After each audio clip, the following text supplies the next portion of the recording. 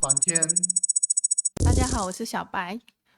今天的话呢是10月10号，然后国内这边呢已经结束了国庆的一个假期了，然后我们今天的节目也是正式进行开播了。然后小白在国庆期间的话，你有没有去哪里玩？我那一段时间在香港待的比较多，然后我发现香港的朋友们呢，对于这个数字货币的逃犯或者说是数字货币的关注，更多的会比国内的这个股票的关注要多一些。对对对，因为现在整个香港也是想要打造成一个 Web3的一个城市，所以来讲数字货币的话，在香港也会存在很大的一个发展前景。不仅仅在香港，包括像新加坡啊，还有在其他几个地方，其实都比较就是在比特币这一块，甚至说数字货币这一块都比较兴起的。然后我们在9月30多号的时候，那时候做的是第一期的节目，对不对？然后做了第一期节目的话，你还记得我当初怎么去跟你分析？因为那个时候我们做了一个10月份的一个比特币的一个行情讲解，你还记得是我当时说了什么吗？但是应该讲的主要是比特币，就是在10月中旬的时候，也说差不多这个时间嘛，对对吧？它会有一些回落，然后可能再过到1-2周，也说10月底的时候，它会要有一些上涨的趋势。对对对，然后那么在国庆假期这段时间里面，你有没有去关注这个比特币的价格走势？我发现它的变动不大，其实就是在后面的尾数那里有一点小的调动波动。对对对，因为我们现在也可以看一下现在的盘面。现在盘面的话呢，就是比特币刚好就处于我们在9月30号做一个分析预期的一个盘面走势，它现在已经出现了一个小幅的调整。小幅调整主要是要把这个下影线给打出来。然后像现在跌幅的话呢，就是到10号，这个月已经跌了3.79%。3.79%。对对对对。就所以这个幅度也不是很多，大概就跌了2400多美元。像现在的比特币价格大概就是在6万。上次我记得我们在9月30号开播的时候讲的好像是有6.7万的一个。是没有到6.7万。就是没有到6.7万，因为它现在整体调整的话呢，只是跌了2400多美元，就所以它这个空间幅度其实是没那么大的。所以我们也可以，那么马上要进入到10月份的下旬，那这个下旬那个行情会怎么走呢？根据我自己个人对这个市场的判断的话呢，下旬这个比特币的价格可能会出现一个反弹的一个趋势，也就是说它会延续上一个月的一个上涨的一个行情。它可能会超过原来的这个你说回落的这个3.7几的这个点吗？肯定会的。就所以我们来看一下周线图。也就是说，它在我们这个就是国庆放假前啊，我们的这个国内国庆放假前，它是到62000多了嘛。那么它可能在10月底的这一个趋势走线是回到62000多，并且有可能还会再上涨。对对对对对，就所以我们对整个10月份比特币的行情其实还是蛮期待的。其实，但是我们像刚才也看到，今天是星期四了嘛。今天星期四的话，这一周大概就还有2-3个交易日，所以我个人认为的话，这一周它可能整体还是属于一个下跌的一个行情。那么可能到了下个礼拜，那么这个涨势可能就会比较明显。那我们现在其实从这个数字货币的角度来看的话，因为大家也知道，国内在9月25号就是国庆前，刺激了一波这个股市的救市啊。其实股市救市 ，A 股救市，其实跟我们这个比特币可能关系并不会特别大。对，但是从这个层面来讲，其实我们的这个数字货币，或者说讲这种不管是主流货币或者山寨币，它其实比起我们的这个国内的这个股市市场要更有优势。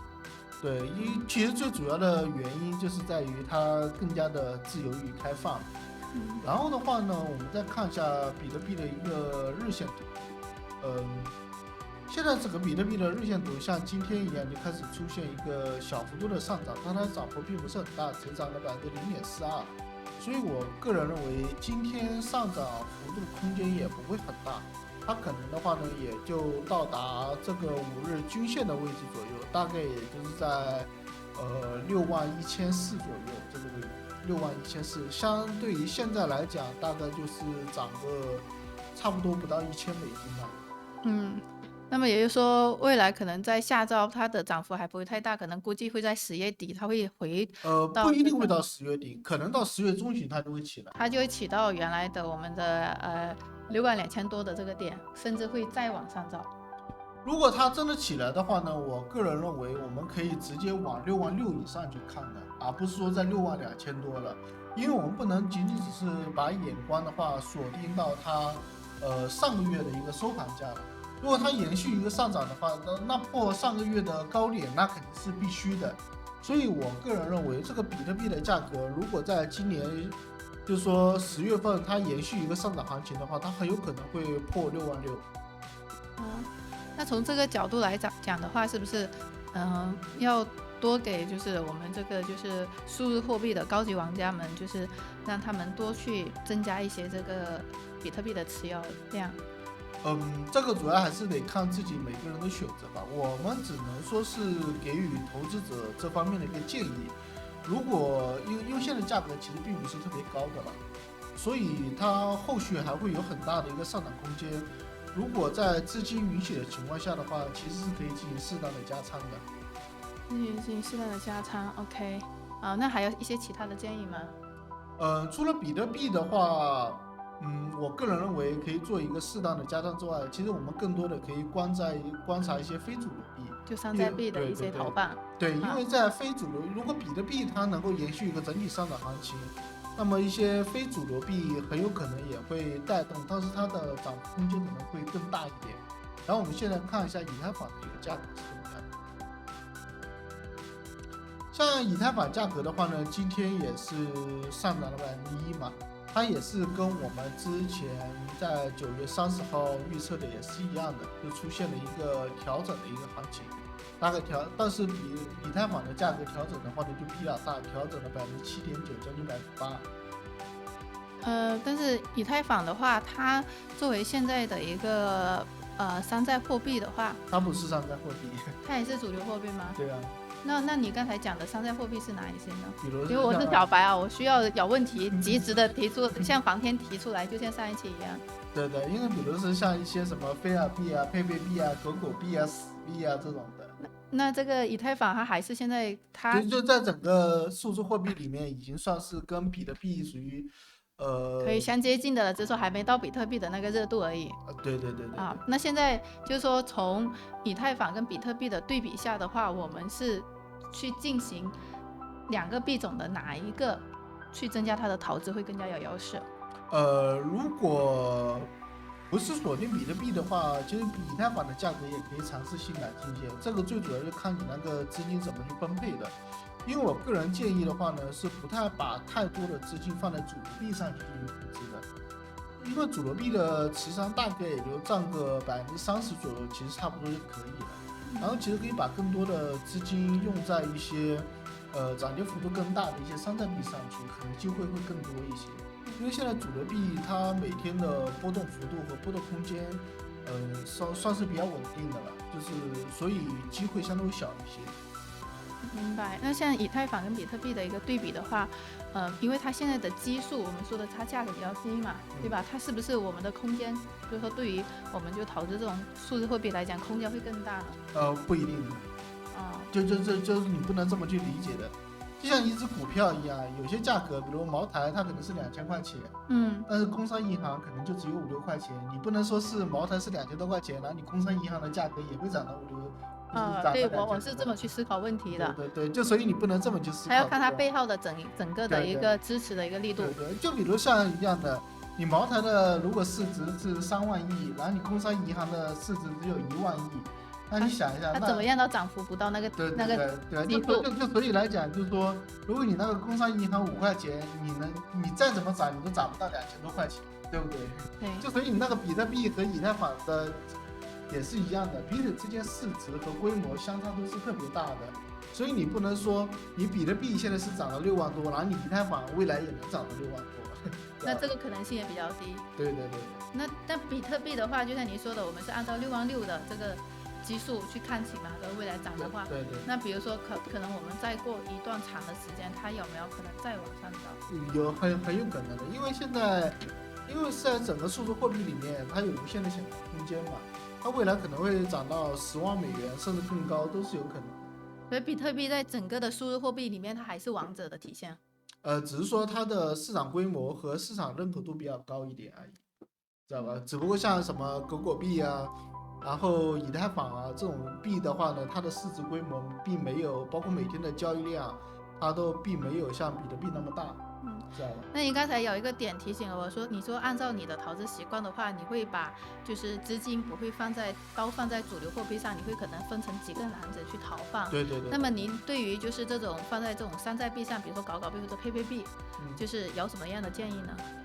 如果是在因为我们要知道，现在整个比特币和以太坊的价格10月下旬可能会出现一个小幅度的一个调整，或者小幅度的一个上涨。它上涨之后的话呢，我们也认为可能狗币啊，然后其他的一些小币种可能也会顺势被带动起来，知道吧？就所以我个人认为，像比如我们可以看一下狗币，现在狗币的价格的话呢是。我看一下是在0.10799这一个位置，所以我们在狗币，我个人下一个价格的话，我们可以直接看到0.11512这么一个价位，其实这个空间就比较大了。那它这个空间大，但是我们作为一个山寨币，它不作为主流币的一个趋势，也就是说它再怎么涨幅，我们虽然有想象空间，但是我们能够确定的一点是它的基数也不可能超过比特币，对吧？不可能。所以也就是说，这个基数就是说比特币的基数，我们再来反观其他的一些山寨币的话，我们只能去考虑它这个空间有多大。对，就是很简单嘛。你那个工商银行的股票，你就算是砸1000亿下去，你可能只能涨个1%，对不对？但如果说我是买一只小盘股，它那个股票的市值的话只有1个亿，但是我砸1000万下去，我就赚个10%了。那你想一下，既然都是上涨的，我为什么不去赚这10%？我为什么要去赚工商银行这1%呢？所以就是看我们对于投资的一个策略是什么。对。然后以你的投资习惯的话，就按照自己的习惯，比如说像包括我作为你的这个搭档来讲的话，你会建议我多放在几个篮子里面，然后去考虑一下山寨币的一个涨幅空间。对，就所以我的意思也是一样的，就可能30%的资金可能会用于在主流币这一块的投资上。相当于说我只放3%到工商银行里面去，但是来讲我可能会把70%的资金可能都是用在一些小盘股里面去，因为很简单嘛，你工商银行你拉个你投个1000亿，你可能只能拉个10%，但是我小盘股的话1000万我就能拉个10%，就它的强力是比较大的。对，就所以我们个人认为的话呢，就在山寨币上可能机会就会更多一点。然后我们也可以看到现在狗币的黄金价格，我们先看一下狗币的一个月线图。狗币的这个月的话，现在10号嘛，现在已经下跌了5.55%，所以这个跌幅其实并不是很大的。其实我们也可以看到，其实狗币它是比较看跌的。那在5.55的话，它要比比特币的3.79要多一些啊。多一点，但是你想一下，狗币它那个资金盘小，对不对？它只要几千的一个资金盘所以如果它下跌的话，它那个金额，它的那个体量不是很大。对，就所以我个人认为的话。狗币它在这一周，不是说这一周吧，就是说这下半个月它的上涨幅度可能要比比特币、以太坊要高出很多，所以我个人认为，如果大家在寻求一些投资机会的话，其实狗币是可以买进去的。但是现在是就现在就是我想了解的是，我们如果说去投资这些山寨币的话，那么它的风险也是有的吧，因为它不是主流货币。主要就是大涨大跌了，就可能会瞬间，如果说你资金没有分配好的话，那可能会瞬间的爆仓。可是它除了大涨大跌，就是它会不会就像我们国内说的所谓的直接就就这种可能性也有，因为它不像主流货币一样是被大家关注，或者说会被大家的体量固定在那边。就这种可能性也是有的，但是来讲的话，这种就是说概率比较小吧，就爆雷的概率还是有，只是说很小。对，所以我们不需要去关注一些极端的一些事件，我们更多的是关注在于我们日常稳定的一个事业，毕竟像极端的行情，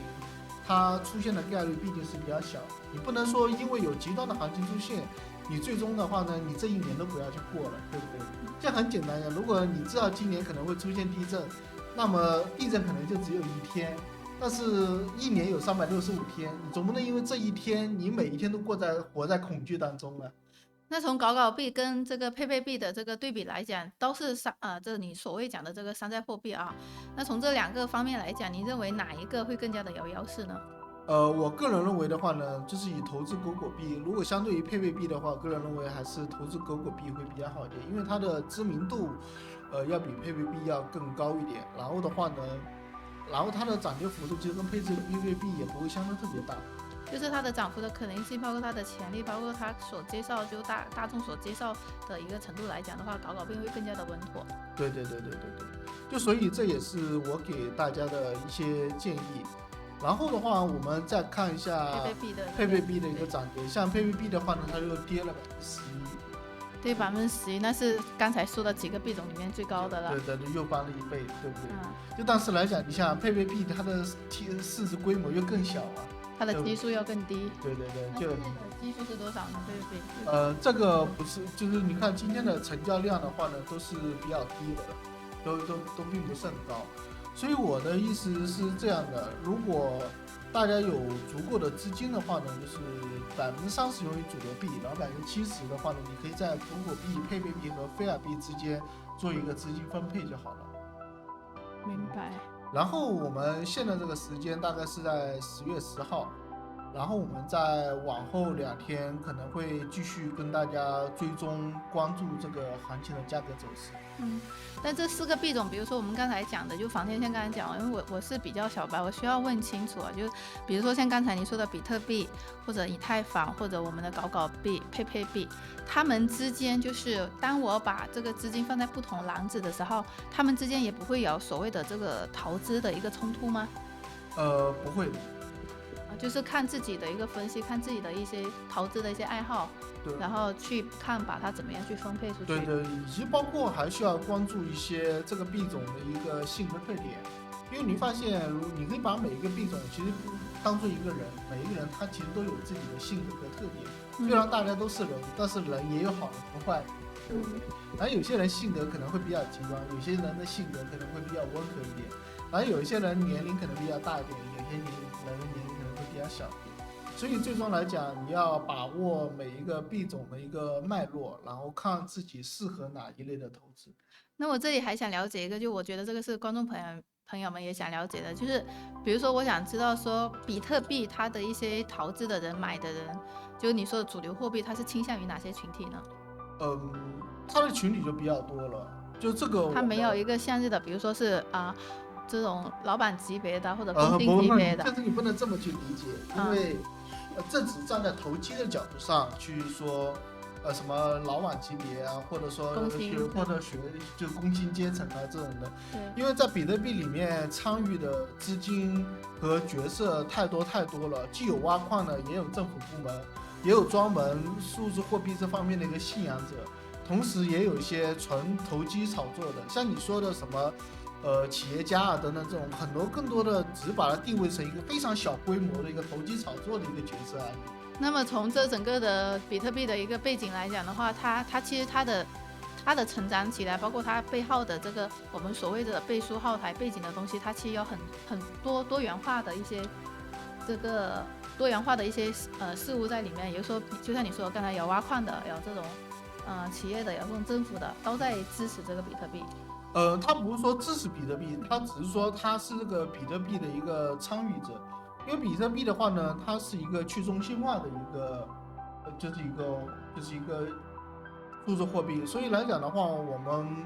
怎么说呢？它是一个非常公开自由化的一个东西。它不仅仅说是挖矿的或者企业家投机的，甚至政府部门它自己也会去囤这个比特币的。